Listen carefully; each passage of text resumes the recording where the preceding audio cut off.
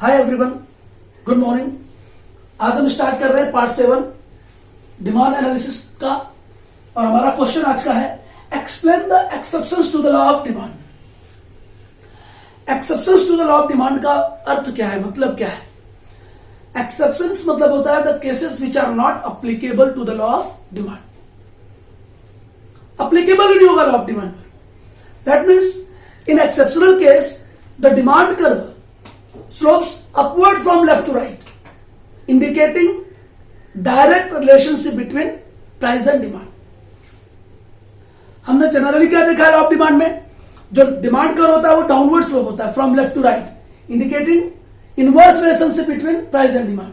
But in exceptional cases reverse हो जाएगा, उल्टा हो जाएगा। The demand curve slopes upward from left to right which have positive slope. जो अपवर्ड स्लोप होता है उसको क्या बोलते हैं? पॉजिटिव स्लोप होता है। और positive slope of demand curve indicates direct relationship between demand and price. Let us discuss here are the some exceptional cases to the law of demand. Number 1, Giffen's paradox. This one is very important. Sometime short note type question or conceptual type question asked for Giffen's paradox for as a special heading. तो Giffen's paradox क्या है? What is Giffen paradox? In case of Giffen paradox, Sir Robert Giffens of England or Ireland in the 19th century, he found that when the prices of inferior quality goods like bread declines, the poor people try to purchase more quantity of such commodity, just more quantity of bread, just because they try to save their income, and with the increase in their income, with the increase in their real income, they try to purchase superior quality goods. And this observation is noticed by Sir Robert Giffens in the 19th century.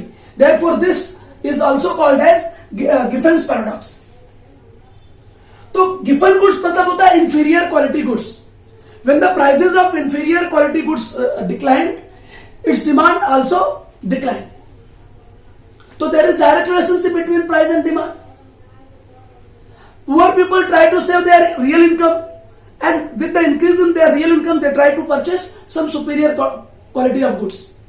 So let us discuss here.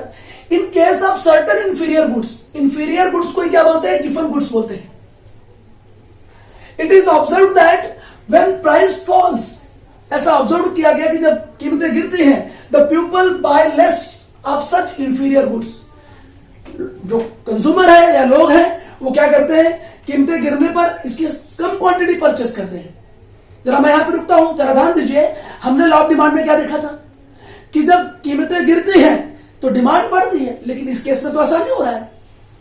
This human tendency was discovered by sir Robert Giffen's in the 19th century in Ireland, जिसे हम England का हिस्सा कहते हैं। Ireland England का एक हिस्सा है। He observed that the poor people purchased smaller quantities of bread when their prices fell. जो गरीब लोग हैं वो ज्यादातर ऐसा करते हैं कि जब इंफीरियर क्वालिटी गुड्स की कीमतें गिर जाती हैं तो वे क्या करते हैं, जैसे ब्रेड की कम प्राइस गिरने के बाद उसकी क्वांटिटी कम परचेस करते हैं। Since this tendency was observed by Giffen, it is called Giffen paradox. क्योंकि इसे गिफन ने ही इस टेंडेंसी, ह्यूमन टेंडेंसी को ऑब्जर्व किया था, इसलिए उसे गिफन पैराडॉक्स कहते हैं। And such inferior goods are called Giffen goods. So इस केस में क्या दिख रहा है आपको? जब प्राइस कम हो रही है तो डिमांड बढ़ रही है क्या? नहीं, डिमांड भी कम हो रही है। इसलिए एक्सेप्शनल केस है किसके लिए? लॉ ऑफ डिमांड के लिए। इस पर हम शॉर्ट नोट भी डिस्कस कर सकते हैं बाद में, तो ज्यादा एक्सप्लेनेशन होगा। Now Prestige goods, this one is also very important है। Prestige goods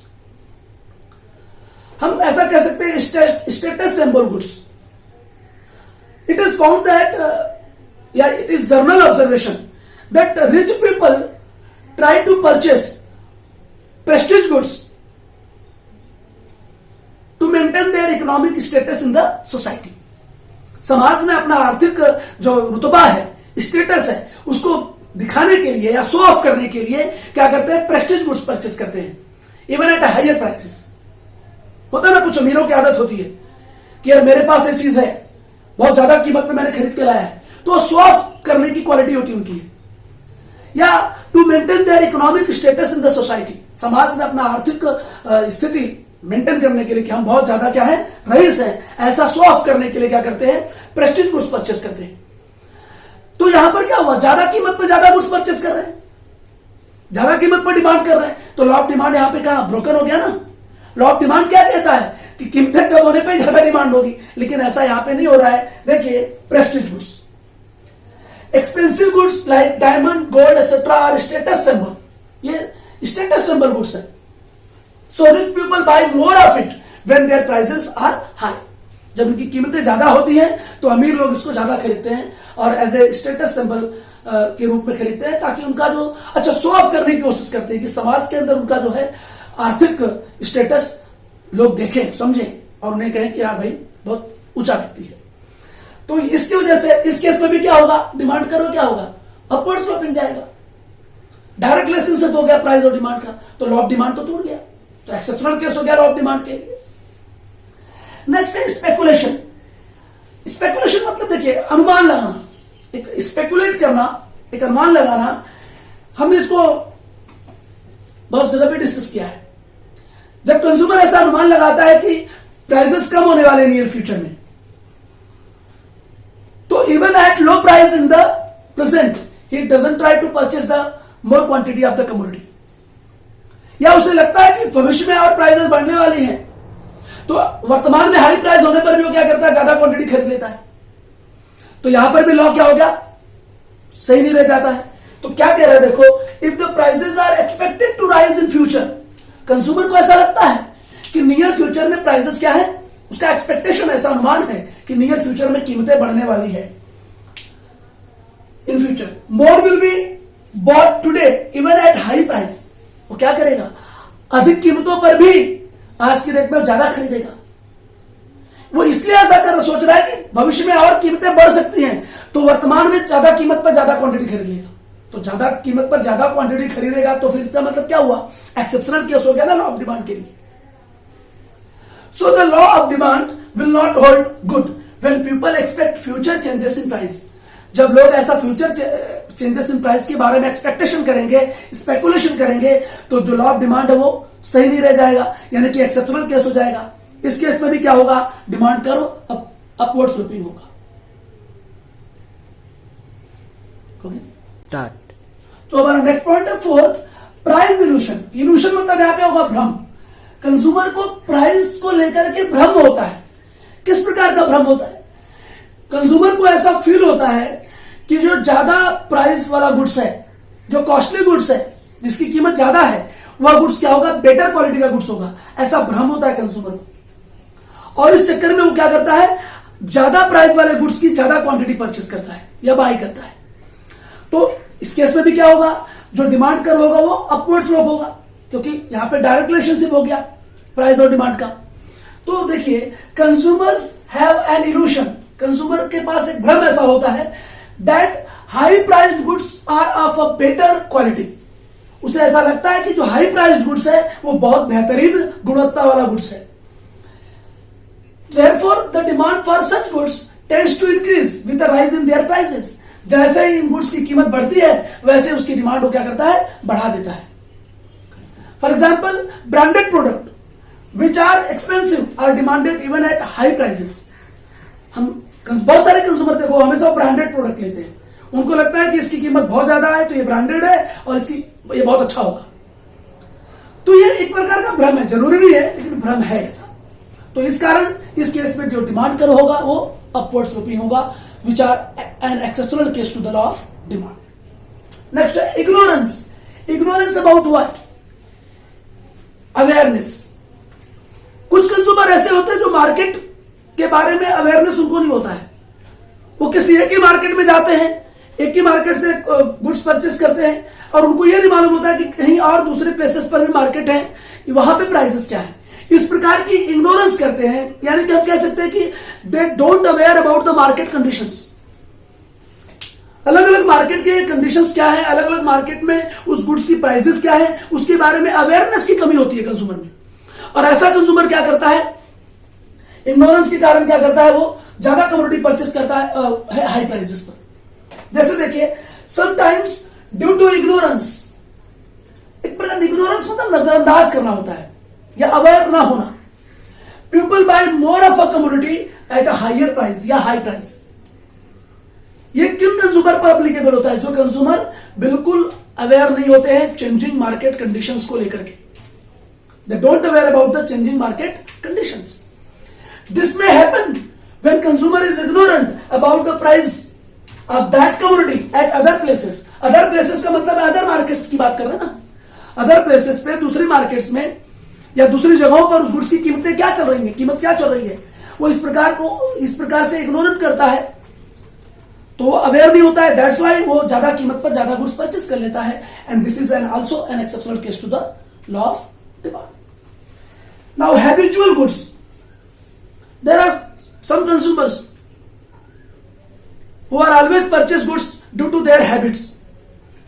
They consume goods because they are habituated for that goods. आदतन मजबूर होते हैं और वो उस गुड्स को परचेस करते हैं at even though at higher prices, अधिक कीमत पर भी उस गुड्स को खरीदने के लिए तैयार होते हैं क्योंकि उनको हैबिट होती है। अब जैसे मान लिया कुछ लोगों को चाय पीने की हैबिट है, तो जो टी लीफ है, शुगर है, जो भी उसके मटेरियल्स हैं, अगर उसकी कीमत बढ़ जाएगी तो क्या वो उसे खरीदना बंद कर देगा? नहीं करेगा, क्योंकि उसको हैबिट है चाय पीने की। तो ठीक है, प्राइस बढ़ गई तब भी वो जाके खरीदेगा। तो मतलब कुछ गुड्स की जो डिमांड होती है वो मार्केट में चेंज नहीं होती है just because of habit. Even though their prices are increases, their demand does not fall. So here just see that due to habit of consumption, consume करने, उपभोग करने की हैबिट होना, आदत होना, certain goods like tea is purchased in required quantities, जितनी quantity चाहिए उतना हम परचेस करेंगे ही करेंगे, इवन एट हायर प्राइसेस, ज्यादा कीमत पर भी हम परचेस करेंगे टी को, जितनी रिक्वायर्ड है हमारी उतना तो हम लेंगे ही लेंगे। तो ये भी क्या करता है, लॉ ऑफ डिमांड के लिए एक्सेप्शनल केस हो गया, लॉ ऑफ डिमांड पर एप्लीकेबल नहीं हो रहा है। ये तो आपको टेक्सचुअल पॉइंट दिए हुए, कुछ और पॉइंट्स है जैसे fear of shortage, these are the extra points. Fear of shortage, sometime consumer is in fear about the shortage of goods in the market, and due to fear of shortage he try to purchase maximum quantity of goods even though at higher price. तो fear of shortage, देखो ना कई बार होता है, अरे अरे अभी इस तरह का शॉर्टेज होने वाला मार्केट में। जैसे आप देख सकते हैं, ध्यान दीजिए, लॉकडाउन का सबसे बड़ा एग्जांपल है ये। लॉकडाउन पीरियड में लोगों ने बहुत सारी क्वांटिटी ऑफ गुड्स इसलिए ज्यादा कीमत पर देके परचेस की कि उन्हें लग रहा था कि अब नियर फ्यूचर में क्या होने वाला है, खाने पीने की वस्तुओं की क्या होने वाली है, शॉर्टेज होने वाली है। तो ये जो फियर होता है ना, उस गुड्स की डिमांड को बढ़ा देता है, तो लोग ज्यादा कीमत देकर भी उसे खरीदने के लिए तैयार हो जाते हैं। तो इससे बढ़िया एग्जाम्पल क्या होगा, फियर ऑफ शॉर्टेज भी एक्सेप्शनल केस है लॉ ऑफ डिमांड के लिए। शेयर मार्केट भी लॉ ऑफ डिमांड के लिए एक्सेप्शनल केसेस होता है। कैसे? If the prices of company share goes up in the market, किसी कंपनी के शेयर की कीमतें अगर बाजार में बढ़ जाती है, शेयर मार्केट में बढ़ जाती है, it's demand also goes up, तो उसके शेयर की डिमांड भी मार्केट में बढ़ जाती है। प्राइस बढ़ने पर डिमांड बढ़ रही है कंपनी के शेयर की। क्यों ऐसा होता है? That is because in anticipation of high profit in future, संभावना होती है हाई प्रॉफिट मिलने की। यहां पे एंटिसिपेशन का मतलब संभावना से कि कंज्यूमर को ऐसा लगता है कि यार शेयर मार्केट में शेयर की कीमत ज्यादा है इस कंपनी की, तो मैं ज्यादा डिमांड करूं, खरीद के रखूं, क्योंकि फ्यूचर में मुझे ज्यादा प्रॉफिट मिलने का चांस है डिविडेंड के रूप में। ऐसे और एक पॉइंट है quality. Due to quality some consumer feels that this one is a better quality goods, and due to better quality goods they are ready to pay higher price for such quality goods. So this is also an exceptional case to the law of demand. So these are the exceptional cases to the law of demand. So in next lecture we will see the changes in demand and variation in demand. Till then goodbye. देखते रहिए, पढ़ते रहिए, समझते रहिए, खुश रहिए।